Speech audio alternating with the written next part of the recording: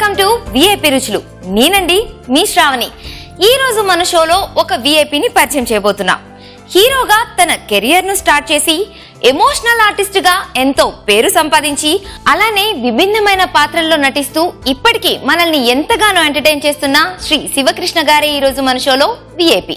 మరి ఆయన రుచులు అభిరుచుల గురించి తెలుసుకుందామా? మరి ఆయన రుచులు అభిరుచుల గురించి మనకి పరిచయం చేయడానికి దీప ఆల్రెడీ శివకృష్ణ గారి దగ్గర ఉందండి. Just take a look. Hello అండి, వెల్కమ్ టు విఐపి రుచులు. Thank you. Thanks for coming here అండి. ఎలా ఉన్నారు అసలు? Fine, always fine.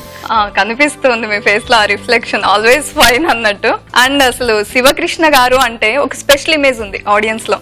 ఏ క్యారెక్టర్ ఇచ్చినా చేసేయగలరు అని. అసలు ఆ ఫీలింగ్ ఎలా అనిపిస్తుంది మీకు? నేను చేయగలను అనుకుంటే చేస్తాం, అధైర్యపడిపోతే చేయలేము ఏది కూడా. So always I try to keep my mind in peace. At the same time I always thrive. అంటే ఏదో కొత్తది తపన, ఏదో చెయ్యాలి అనేది. సో ప్రతిరోజు షూటింగ్ ఇన్ని సంవత్సరాల నుంచి చేసినా కూడా, సపోజ్ వేరే కొత్త సినిమాకి వెళ్ళినా కూడా ఆ తపన అనేది వెరీ ఇంపార్టెంట్. సో మనం ఇన్ని సంవత్సరాలు ఉన్నాం, మనకు నటన వచ్చు అనుకోవటం చాలా పొరపాటు అది. So always and moreover overall suggestion ఏంటంటే పాజిటివ్ థింకింగ్ ఇది ఎవ్రీథింగ్. ఆ పాజిటివ్నెస్ మీద ఏమవుతుందంటే I feel everything good. That's nice. That's the most important thing. And అలాగే బిగినింగ్ డేస్ లో చాలా మంది స్ట్రగుల్ అయ్యాం, చాలా కష్టపడ్డాం అని చెప్తుంటారు. కానీ మీ విషయంలో చూస్తే మీరు చాలా క్యారెక్టర్స్ చేశారు. ఒకటని కాదు, మల్టీ స్టారర్, తండ్రిగా, అన్ని ఫ్రెండ్ గా అన్ని చేశారు. అంటే మీరు స్ట్రగుల్ అయిన డేస్ ఏమైనా ఉన్నాయా? కేక్ వాక్ లాగే నడిచిందంటారా? స్ట్రగుల్ అంటే నేను స్ట్రగుల్ అవ్వాల. ఓకే. స్ట్రగుల్ ఎక్కడ అయ్యానంటే ఆ క్యారెక్టర్ చేసేటప్పుడు యాక్చువల్గా నాకు డ్రామా అనుభవం లేదు. అండ్ మోర్ ఓవర్ ఏ రోజుని కూడా నేను ఎప్పుడు స్టేజ్ మీదకి ఎలా ఎటు నుంచి ఎక్కాలో కూడా తెలియదు నాకు. సో ఒకటెవర్ ఇట్ ఈస్ హీరో అయిన తర్వాత ఇక నైట్ అంతా ప్రాక్టీస్ చేసేవాడు. ఆ క్యారెక్టర్ ఏంటని డైరెక్టర్ ఒకటి 3 సార్లు అడిగి ఆ నైట్ టైం అంతా డైలాగులు చూసుకొని రాత్రి 2 గంటల దాకా దాన్ని I use to go for rehearsal. So అట్లా అదేంటంటే ఒక జిజ్ఞాస అంటాం మనం, ఆ తపనతోటి చేయటం తప్ప అది ఏదో పెద్ద పొడి చేసాం అనేది ఐ డోంట్ థింక్. బట్ ఒకటి వాట్ ఎవర్ నాకు వచ్చిన క్యారెక్టర్స్ అంతా కూడా మా డైరెక్టర్ దగ్గర, అప్పుడు నా గురువు గారు వేజెంట్ గారు, so he's to give me lot of training. So అది చేసుకుని ఇలా చేస్తే బాగుంటుంది అనుకుంటే అట్లా మాక్సిమం ఏంటంటే కష్టపడటం దేంట్లో యాక్టింగ్ కోసం, ఆ కెరియర్, ఐ మీన్ ఆ క్యారెక్టర్ ని నిలబెట్టడం కోసం. అంతేకాని ఎలా ఇంప్రూవ్ చేయాలనే విషయంలో కష్టపడ్డారు. ఓకే. అలాగే మల్టీ స్టారర్ మూవీస్ చేశారు కదా, అసలు హీరోస్ కోఆపరేషన్ ఎలా ఉండేదండి? ఇట్స్ ఆల్వేస్ గుడ్ అండి. యాక్చువల్ గా telefilm industry I can say it is the best industry in India. మనకి ఎగోయిజంలు అవి ఏమి ఉండవు అసలు. యాక్చువల్ గా I worked with NTR, Krishna గారితో కానీ, మన శోభన్ బాబు గారు కానీ, కృష్ణరాజు గారు కానీ, చిరంజీవి గారి మల్టీ స్టార్ చేశాను చాలా. So I worked with Rao Gopalarao గారు, సత్యనారాయణ గారు, అల్లు రామలింగ గారు, శారద గారు. So with all stalwarts. అంటే అయితే ఏంటంటే బాగా మల్టీ సినిమాలు చేసేటప్పుడు ఒక భయం వేసేది, ఎందుకంటే వాళ్ళు బాగా సీనియర్లు వాళ్ళు, నేను అప్పుడే అప్కమింగ్. సో వాళ్ళ ముందు నిలబడగలుగుతానా లేదా, that is the most at least వాడితోటి మనం చెడ్డ పేరు రాకుండా ట్రై చేయటం. అది నాకు దొరికిన క్యారెక్టర్స్ కూడా చాలా, వాడితో చేసేటప్పుడు కూడా నాకు చాలా పవర్ఫుల్ క్యారెక్టర్స్ పడ్డాయి. సో లక్కీగా ఏంటంటే నేను ఎంత కష్టపడ్డా కూడా, నేను ఎప్పుడు కూడా చెప్పేది ఇంటర్వ్యూలో కూడా, క్యారెక్టర్ క్రియేషన్ రైటర్ ఏదైతే క్రియేట్ చేశాడో ఆయన గొప్పవాడు, మహానుభావుడు. ఆ క్రియేటర్ ఆ క్యారెక్టర్ లో అంత దమ్ము ఉండేది. ఆ క్యారెక్టర్ లో ఎస్పెషల్లీ నాకు రాసేటప్పుడు ఈ క్యారెక్టర్ శివకృష్ణ కావాలనుకుంటే దానికి చాలా పవర్ఫుల్ గా క్రియేట్ చేసేవారు. అది నేనేమంటానంటే గ్రేట్నెస్ అంతా కూడా రైటర్ది, ఫస్ట్ రైటర్ది. నెక్స్ట్ ఏంటంటే ఆ డైరెక్టర్ నన్ను అలా ప్రెజెంట్ చేసేవాడు.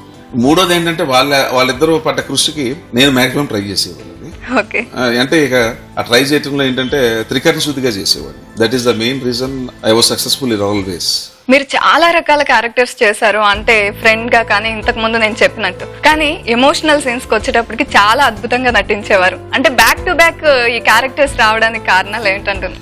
అదే నాకు పూర్వజన్మ సుకృతం అంటే. ఎందుకంటే 2-3 సినిమాలకే ఏంటంటే ఒక 20 సినిమాలు చేస్తే ఎమోషనల్ క్యారెక్టర్స్ దొరికే క్యారెక్టర్స్ నాకు ఫస్ట్ సెకండ్ పిక్చర్ లో దొరకటం వల్ల మంచి ఎక్స్పీరియన్స్ అయిపోయింది. అంటే జనరల్ గా ఒక ఇండస్ట్రీకి వెళ్ళిన నటుడికి ఒక 5 ఏళ్ళకి 10 సంవత్సరాలకి దొరకవలసినటువంటి ఎమోషనల్ క్యారెక్టర్స్ నాకు బిగినింగ్ ఫస్ట్ స్టెప్ లో దొరికేస్తాయి. సో దానివల్ల నేను ఇంప్రూవ్ అయ్యాను, దానివల్ల నేను బాగా నేర్చుకున్నాను, బాగా పేరు వచ్చింది. అంతవరకు ఓకే. కానీ దానివల్ల ఏమైపోతుందంటే నాకు కొంతకాలం అయ్యేటప్పటికి హీరోగా నేను ఒక 30 నుంచి 50 సినిమాలు వదిలేశాను. దానివల్ల ఏంటంటే కొంతమంది వీడు డేట్లు అడిగితే ఇవ్వడు పొగరని.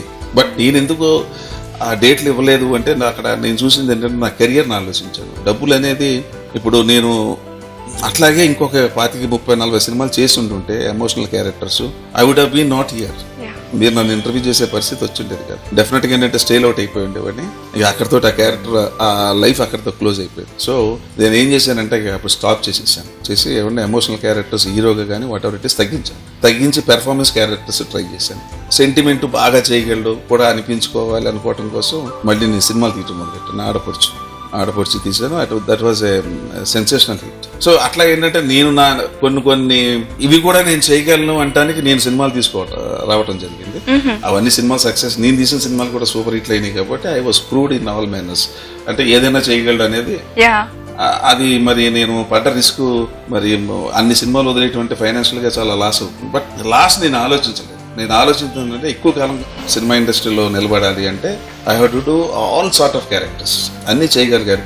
నటుడు అనేవాడు ఇప్పుడు ఎప్పుడో 30 సంవత్సరాల క్రితం మేము చాలా డైరెక్టర్ల దగ్గర చేసాం, పెద్ద వాళ్ళ దగ్గర. ఇప్పుడు అంతా యంగ్స్టర్స్ వచ్చేసారు, ఫెంటాస్టిక్ పీపుల్. అంటే ఇన్నోవేటివ్ థాట్స్. పూర్వం ఏంటంటే డైలాగ్ మీద కాన్సన్ట్రేషన్ ఎక్కువ ఉండేది, తర్వాత ఏంటంటే డ్రామా ఎక్కువ ఉండేది. ఇప్పుడు అంతా పంచెస్, ఆ చిన్న ఎక్స్ప్రెషన్స్ తోటి సినిమాలు చేస్తున్నారు. సో నేను ఎట్లా ఛాలెంజ్ గా ఫీల్ అవుతానంటే అప్పుడు నేను ఎప్పుడో చేయటం కాదు. ఇప్పుడు ఈవెన్ టుడే ఒక డైరెక్టర్ బుక్ చేసిన వెంటనే ఈ రోజును కూడా నేను అతను మెప్పించగలగాలి. Then I'm an artist. All 360 degrees లో నేను చేయగలుగుతున్నానంటే కొన్ని నేను తీసుకున్నటువంటి నిర్ణయాలు కఠినమైన నిర్ణయాలు తీసుకున్నాను నా కెరియర్ కోసం. ప్లస్ అట్లాగే ఏంటంటే సక్సెస్ అయింది, అదృష్టం కొద్ది. ఇప్పుడు అన్నింటికి మించి ఏంటంటే టాలెంట్ ఒకటే కదా, అదృష్టం కూడా ఇస్ వెరీ ఇంపార్టెంట్. సో అట్లా చేయటం వల్ల ఏమైపోయిందంటే అట్లా ఈవెన్ టుడే నేను మరి సినిమాలు చేయగలుగుతున్నాను అంటే గాడ్స్ గ్రేస్. అన్ని క్యారెక్టర్స్ అంటే ఇన్ని రకాల క్యారెక్టర్స్ చేశారు కదా, అంటే చెప్పలేనని చాలా రకాలు చేశారు. మరి మీ ఫేవరెట్ క్యారెక్టర్ అది మీరు చేసిన వాటిలో? ముందడుగులో కృష్ణ గారు, శోభన్ బాబు గారు హీరోస్, శ్రీదేవి, జయప్రద గారు హీరోయిన్లు. ఇక సినిమా ఇండస్ట్రీలో ఉన్న టాప్ ఆర్టిస్టులు రావు గోపాలరావు, సత్యనారాయణ గారు, అల్లు రామలింగయ్య గారు. ఇక లేని వాళ్ళు అంటే ఎవరు లేరు, ప్రభాకర్ రెడ్డి గారు అంతమంది ఉన్నారు. ఆ సినిమా విచిత్రం ఏంటంటే నాకు అది 4th పిక్చర్. అది ఇండస్ట్రీకి వెళ్ళిన 2nd ఇయరే. పైగా కృష్ణ గారి ఫాదర్ గారు. సో దాంట్లో కృష్ణ గారి ఫాదర్ అడిగారు, రామానాయుడు గారు. నేనేంటండి కృష్ణ గారి ఫాదర్ చేయటం ఏంటి, నా ఏజ్ ఏంటి, ఆయన ఏజ్ ఏంటి, ఆయన సూపర్ స్టార్, ఆయనకి నేను ఫాదర్ ఏంటంటే లేదు ఫ్లాష్ బ్యాక్ లో ఏంటంటే ఎమోషనల్ క్యారెక్టర్, ఒక నెక్స్లైట్ భావాలు ఉన్నటువంటి క్యారెక్టర్. సో నాకున్న పేరే అది. అప్పటికే అదృష్టం కొలిది నేను హీరోగా చేసిన 3 పిక్చర్లు కూడా సూపర్ హిట్ అయిపోయినాయి. అంటే కన్సిక్యూటివ్ హిట్స్. నా first picture, second picture, third picture. So ఇతనైతేనే కరెక్ట్ గా ఉంటాడని చెప్పి పిలిపించారు. అంత పెద్ద బ్యానర్ కాబట్టి నేను అది ఛాలెంజ్ గా తీసుకున్నాను. ఎందుకంటే కానీ ఒకటి ఆ రోజు ఫస్ట్ రోజు మాత్రం భయపడ్డాను, యాక్ట్ చేయడానికి చాలా భయపడ్డాను. ఎందుకంటే ఇంతమంది మహానటులు ఫస్ట్ టైం నేను కృష్ణ గారిని చూడటం కానీ, శోభన్ బాబు గారిని, ఎవరన్నా వాట్ ఎవర్ ఇట్ ఈస్. నేను అప్పుడు దాకా ఏంటంటే మా ఆర్టిస్టులు, మేము అలవాటు పడిపోయిన ఆర్టిస్టులతోటే చేయటం జరిగింది. సో ఆ సినిమా ఎంత పేరు తీసుకొచ్చిందంటే ఇక అది అనూహ్యం అనమాట. ఆ సినిమా రిలీజ్ అయిన తర్వాత ఇక మీకు చెప్పకూడదు ఎంత పేరు వచ్చింది అనేది. హిమాలయ మౌంటైన్ అంత పీక్ నాకు వచ్చింది. చాలా రోజుల వరకు నన్ను ముందడుగు శివకృష్ణ అని పిలిచేవారు. అదొకటి. తర్వాత నా దేశం ఇక జీవితంలో మర్చిపోలేనటువంటి క్యారెక్టర్. ఎన్టీ రామారావు గారికి అది లాస్ట్ పిక్చర్ నా దేశం. నాకు 5వ సినిమా.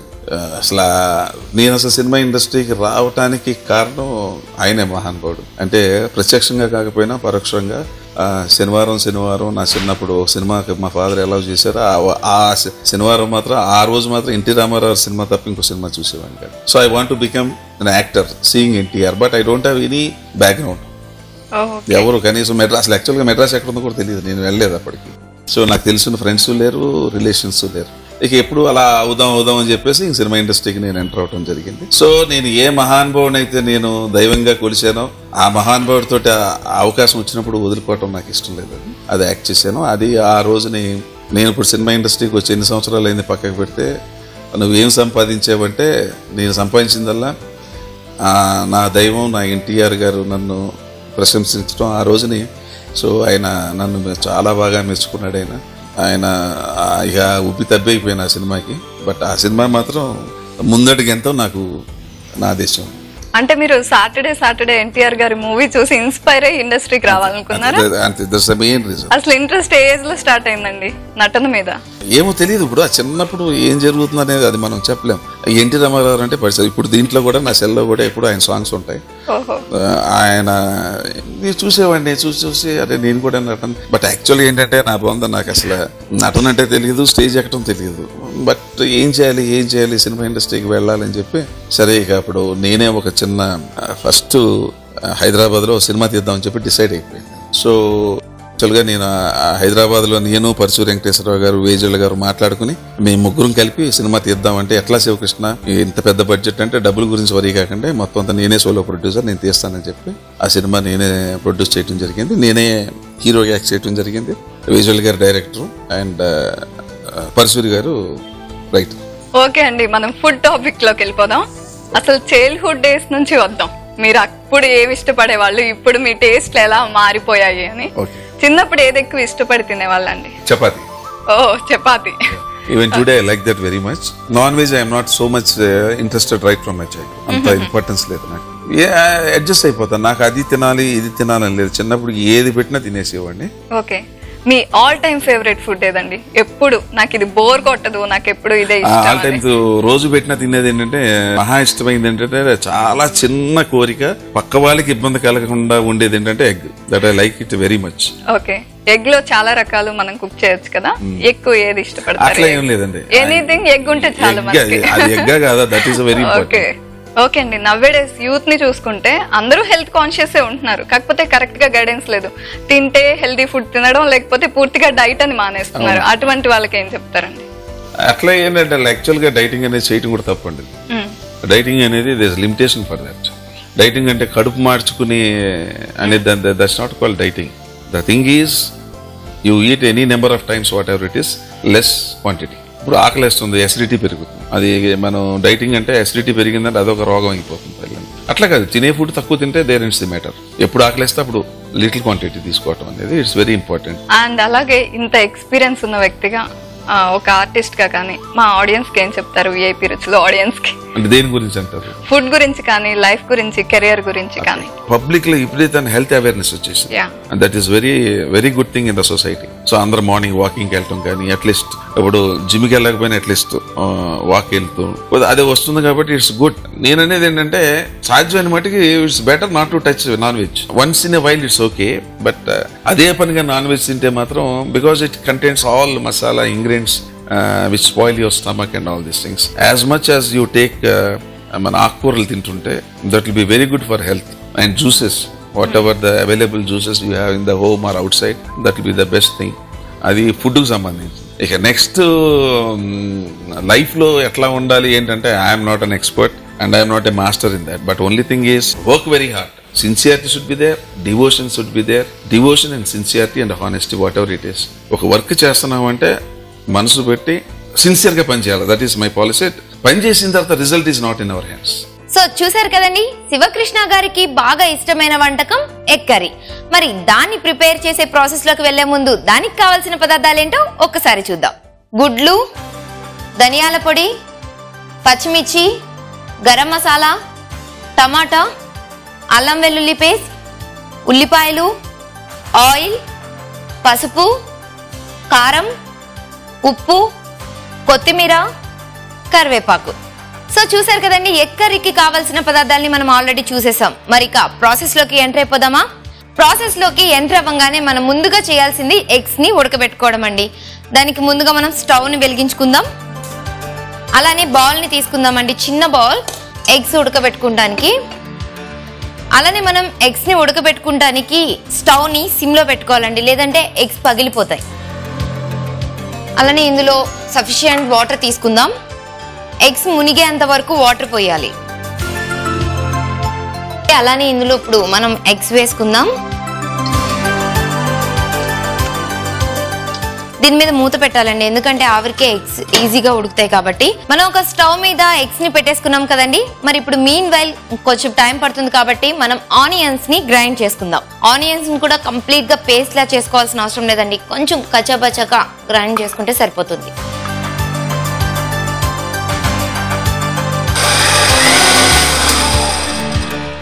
ఓకే అండి, చూస్తున్నారు కదా, నేను ఆనియన్స్ ని కంప్లీట్ పేస్ట్ లా కాకుండా కొంచెం కచ్చాపచ్చాగా చేసుకున్నాను. సో మరి మన ఆనియన్ పేస్ట్ కూడా రెడీ అయిపోయింది కాబట్టి, సో నెక్స్ట్ మనం ప్రాసెస్ లో బౌల్ ని తీసుకుందాం. ముందుగా స్టవ్ వెలిగించుకుందాం. ఓకే, స్టవ్ మీద బౌల్ పెట్టుకుని ఇందులో ఆయిల్ వేసుకుందామండి. ఆయిల్ క్వాంటిటీ కూడా నాన్ వెజ్ లో అంటే ఎగ్ కానీ, ఫిష్ కానీ, చికెన్ కానీ, లైక్ ఇట్లాంటి వాటిల్లో ఆయిల్ కొంచెం డైలీ తీసుకునే దానికని కొంచెం క్వాంటిటీ ఎక్కువ వేసుకుంటే బాగుంటుంది. సో ఆయిల్ పోస్తున్నా అండి. ఆయిల్ వేసుకున్నాం కదండి, ఆల్మోస్ట్ ఆవిరి తగులుతుంటే ఆయిల్ వేడైపోయినట్టే అనిపిస్తుంది. సో మనం ఇంతకు ముందు గ్రైండ్ చేసి పెట్టుకున్న ఆనియన్ పేస్ట్ ఏదైతే ఉందో ఇది కంప్లీట్గా ఆయిల్లో వేసేసుకుందామండి. ఓకే, ఆనియన్ పేస్ట్ వేసేసుకున్నాం కదా, అలానే ఇందులో పచ్చిమిర్చి కూడా వేసుకుందాము. కొంచెం స్పైసీగా తినాలి అంటే ఆల్రెడీ మనం కారం అనేది యాడ్ చేస్తాం కాబట్టి కొంచెం స్పైసీ కావాలంటే పచ్చిమిర్చి కొంచెం ఎక్కువ వేసుకోవచ్చు. సో ఆనియన్ పేస్ట్ అలానే పచ్చిమిర్చి కొంచెం ఫ్రై అయ్యేంత వరకు వెయిట్ చేయాలండి. సో ఆనియన్స్ అలానే పచ్చిమిర్చి కూడా ఆల్మోస్ట్ ఫ్రై అయిపోయాయండి. అలానే ఇందులో అల్లం వెల్లుల్లి పేస్ట్ వేసుకుంటాం కాబట్టి సో మరీ డీప్ ఫ్రై అయ్యేంత వరకు కాకుండా అల్లం వెల్లుల్లి పేస్ట్తో పాటు ఫ్రై అయ్యేటట్టు మనం చూసుకోవాలి. మనం ఎన్ని ఎగ్స్ వేస్తున్నాము, ఎన్ని ఆనియన్స్ వేస్తున్నాము అనే క్వాంటిటీని బట్టి మనం అల్లం వెల్లుల్లి పేస్ట్ కూడా వేసుకోవాలండి. ఇందులో అల్లం వెల్లుల్లి పేస్ట్ కూడా బాగా వేగాలండి, లేదు అంటే స్మెల్ అనేది మనం కర్రీ తింటున్నప్పుడు ఆ టేస్ట్ అనేది పోతుంది. సో ఆనియన్స్తో పాటు అల్లం వెల్లుల్లి పేస్ట్ కూడా కొంచెం బాగా వేపుకోవాలి. అండ్ అల్లం వెల్లుల్లి పేస్ట్ అలానే ఆనియన్స్ కూడా బిఫోర్ టమాటాలని వేయక ముందు మాత్రమే మనం వేసి వేపించుకోవాలండి. ఒకవేళ టమాటాలు వేసిన తర్వాత మనం అల్లం వెల్లుల్లి పేస్ట్ వేస్తే అది సరిగా వేగదు. మనది అల్లం వెల్లుల్లి పేస్ట్ ఇందులో వేసాం కాబట్టి ఇది ఆల్రెడీ వేగిపోయిందండి. మరి దీంతో పాటు మనము టమాటా ముక్కలు కూడా వేసేసుకుందాం. టమాటా ముక్కలు ఏవైతే ఉన్నాయో ఇవి కంప్లీట్ గా వేగేంత వరకు వెయిట్ చేయాలండి. తొందరపడి వీటిలో ఎగ్స్ వేసేసాము అంటే ఆ టేస్ట్ అనేది డెఫినెట్ గా మిస్ అయిపోతుంది. టమాటా వేగడానికి కొంచెం టైం పడుతుంది కదా. సో మీన్ వైల్ మనం ఎగ్స్ అటు పొజిషన్ ఏంటి, అవి వేగేయలేవా ఉడికేయలేవా అని చూద్దాం ఒకసారి. ఓకే అండి, ఎగ్స్ ఉడికిపోయాయి. సో మరి వీటిని దించేద్దాం. చూస్తున్నారు కదండి, టమాటాలు కూడా వేగిపోయాయి. మరి ఇప్పుడు ఇందులో కొంచెం ఉప్పు, కొంచెం కారం, కొంచెం పసుపు వేసుకుందాం. సో ముందుగా పసుపు వేసుకుంటున్నా. సో ఏదో జస్ట్ యాడ్ చేసాము, ఎనఫ్. దెన్ కారం అండి, నేను ఇందాకడ ఫ్లాష్ బ్యాక్లోకి వెళ్తే పచ్చిమిర్చి ఎక్కువ వేసాను కదా. సో ఇప్పుడు కారం చూసుకుని వేసుకోవాలి. నేను జస్ట్ 2 స్పూన్స్ వేసానండి. అలానే సాల్ట్ కూడా చూసుకుని వేసుకోవాలి. తక్కువైనా పర్లేదు కానీ ఎక్కువ అయితే మాత్రం ఏం చేయలేమండి, ఎనఫ్. సో ఒకసారి మంచిగా కలుపుకుందాము. రెడీ అయిపోయింది. సో మన ప్రాసెస్లో నెక్స్ట్ గుడ్లు ఇందులో వేసుకుందాం. సో మరి గుడ్లు ఇందులో వేసుకోవాలంటే ముందు వీటిని ఒలిచేయాలండి. సో ఇది ఇంకా ఎగుతూ ఉంది కాబట్టి కొంచెం టైం పడుతుంది కాబట్టి ఈలోపు మనం ఎగ్స్ని ఒలిచేసుకుందాం. ఓకే అండి, ఎగ్స్ అన్ని క్లీన్ చేసేసుకున్నాం కదా, ఒలిచి పక్కన పెట్టేసుకున్నాం. సో ఇక్కడ చూసుకుంటే మన టమాటా కూడా ఎగిపోయింది. ఇందులో ఎగ్స్ వేసేసుకుందామండి. అయితే మనం ముందుగా ఎగ్స్ని ఒలిచి పెట్టుకున్నాం కదా. సో మనం ఎగ్కి 2 సైడ్స్ జస్ట్ కొంచెం ఓపెన్ పెడితే ఇందులో మనం వేసిన ఉప్పు, కారం, అల్లం వెల్లుల్లి పేస్ట్ అంతా కూడా క్లియర్గా ఇందులోకి వెళ్తుందండి. అంటే గుడ్డుకి పట్టాలి అంటే లైట్గా.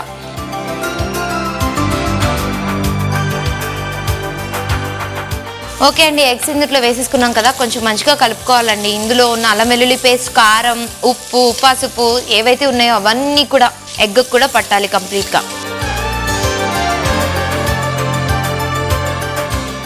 ఓకే అండి, సో మనం ఎగ్స్ కూడా వేసేసాం కాబట్టి ఇది కొంచెం ఉడకాలి అని అంటే లిటిల్ బిట్ ఆఫ్ వాటర్ పోసుకుందాం ఇందులో. ఓకే అండి, ఎగ్స్ అలానే కర్రీ కూడా మంచిగా ఉడకాలి అంటే ఆవిరి ఉండాలి కాబట్టి మనం మూత పెట్టేసుకుందాం. So at least it will take minimum 5 or 10 minutes కాబట్టి మనం ఒక 5 minutes వెయిట్ చేద్దాం. ఓకే అండి, ఆల్మోస్ట్ ఎగ్ కర్రీ ఎండింగ్కి వచ్చేసింది. సో మరి ఫైనల్గా కరివేపాకు వేసుకుందామండి ఇందులో.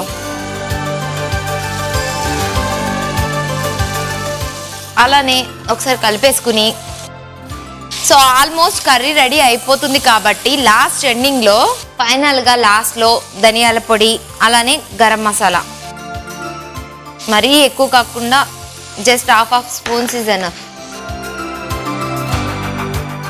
ఇంకో విషయం ఏంటంటే అండి, ఎగ్స్ వేసిన వెంటనే ధనియాల పొడి అలానే గరం మసాలా మాత్రం వేసుకోకూడదు, ఎందుకంటే మనం మూత పెడతాం కాబట్టి దానివల్ల కంప్లీట్ గా చేదుగా అయిపోతుంది అనమాట కర్రీ అనేది. సో లాస్ట్ లో కర్రీ అంతా దగ్గర పడిన తర్వాత అప్పుడు వేసుకోవాలి. సో ఒకసారి బాగా కలుపుకుందాము. సో ఓకే అండి, లాస్ట్ లో మనం ఒక్కసారి మూత పెట్టేసుకుని ఒక 2 minutes ఉంచి దింపేసుకుందాం. ఓకే అండి, 2 minutes అయిపోయింది కదా. సో కర్రీ కూడా ఫినిష్ అయిపోయింది. సో ఫైనల్ గా లాస్ట్ లో చిన్న టచ్అప్ కొత్తిమీర. కర్రీ ఎంత మంచి స్మెల్ రావాలంటే అంత కొత్తిమీర.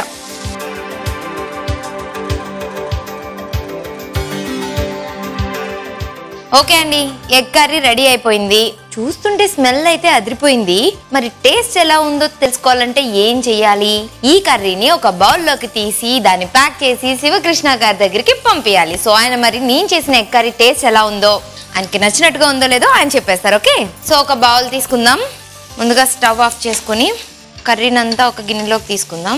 మెల్లగా ఎగ్స్ విడిపోకుండా జాగ్రత్తగా తీసుకోవాలండి.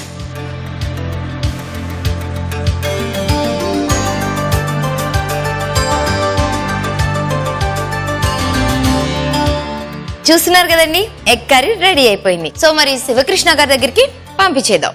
ఓకే అండి, శివకృష్ణ గారు మీకు ఎగ్ అంటే చాలా ఇష్టం అని చెప్పారు కదా. ఎగ్ కర్రీ మా స్టూడియోలో మీకోసం చేయించి తీసుకొచ్చాను, టేస్ట్ చూడండి.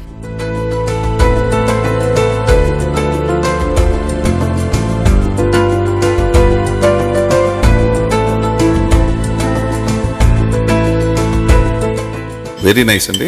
ఎందుకు నైస్ అంటున్నానంటే నాకు ఇష్టమైనది పదార్థం ఉంది దీంట్లో, టమాటో ఉంది. Egg curry with tomato, this is what I regularly take in my house. So తెలిసి చేశారో తెలియక చేశారో నాకు తెలియదు కానీ ఇట్స్ వెరీ గుడ్, వెరీ చాలా టేస్టీగా ఉంది. ఫైనల్లీ మీరు హ్యాపీ కదా ఎగ్ తో? Very very very happy. రోజుకి ఎన్ని గుడ్లు తినమన్నా తింటా. సచ్ ఎ వార్మ్ వర్డ్స్ అండి. Thanks for your valuable words. Thank you. అందరికీ నమస్కారం. సో శివకృష్ణ గారికి బాగా ఇష్టమైన ఎగ్ కర్రీని మనం ప్రిపేర్ చేసాం. అలానే ఆయన కూడా టేస్ట్ సూపర్ గా ఉందని చెప్పేశారు కదా. మరి ఈ ఎగ్ కర్రీని ఇంకొకసారి ఎలా తయారు చేసుకోవాలి అండ్ దానికి కావాల్సిన పదార్థాలు ఏంటో ఒక్కసారి చూద్దామా? ఎగ్ కర్రీకి కావాల్సిన పదార్థాలు: గుడ్లు, ఉల్లిపాయలు, ఉప్పు, కారం, పసుపు, పచ్చిమిర్చి, గరం మసాలా, కొత్తిమీర, కరివేపాకు, టమోటా, ఆయిల్, ధనియాల పొడి. ఎగ్ కర్రీని తయారు చేసుకునే విధానం: ముందుగా ఎగ్ ని ఉడకపెట్టుకోవాలి. తర్వాత ఉల్లిపాయ ముక్కల్ని కచ్చా పచ్చాగా గ్రైండ్ చేసుకోవాలి. తర్వాత స్టవ్ వెలిగించి పాన్ పెట్టుకుని అందులో ఆయిల్ పోసి అది వేడెక్కాక గ్రైండ్ చేసిన ఉల్లిపాయలు, పచ్చిమిర్చి వేసి వేపుకున్నాక అందులో కొంచెం అల్లం వెల్లుల్లి పేస్ట్ వేసి వేపుకున్నాక అందులో టమాటాలు వేసి బాగా మగ్గనివ్వాలి. అవి మగ్గాక అందులో పసుపు, కారం, ఉప్పు వేసి కలుపుకోవాలి. తర్వాత అందులో ఉడకబెట్టిన ఎగ్ వేసి ఎగ్ కి ఉప్పు కారం పట్టే వరకు వేపి అందులో నీళ్లు వేసి ఉడకనివ్వాలి. అది దగ్గర పడే ముందు అందులో కొంచెం గరం మసాలా, ధనియాల పొడి, కొత్తిమీర, కరివేపాకు వేసి ఉడకనిస్తే ఎగ్ కర్రీ రెడీ. సో చూసారు కదండి, శివకృష్ణ గారికి ఎంతో ఇష్టమైన ఎగ్ కర్రీ మనం చాలా అద్భుతంగా చేసాం. ఆయన కూడా చాలా బాగుందని చెప్పారు కదా. ఇదండి ఇవాల్టి మన విఐపి రుచులు. సో మరి నెక్స్ట్ ఎపిసోడ్ లో నెక్స్ట్ మరొక విఐపితో మళ్ళీ కలుద్దాం. ఒకవేళ ఈ ఎపిసోడ్ ని మళ్ళీ మీరు చూడాలనుకుంటే జస్ట్ లాగిన్ టు www.youtube.com/etvabruchi లేదా www.facebook.com/etvabruchi లేదా www.twitter.com/etvabruchi.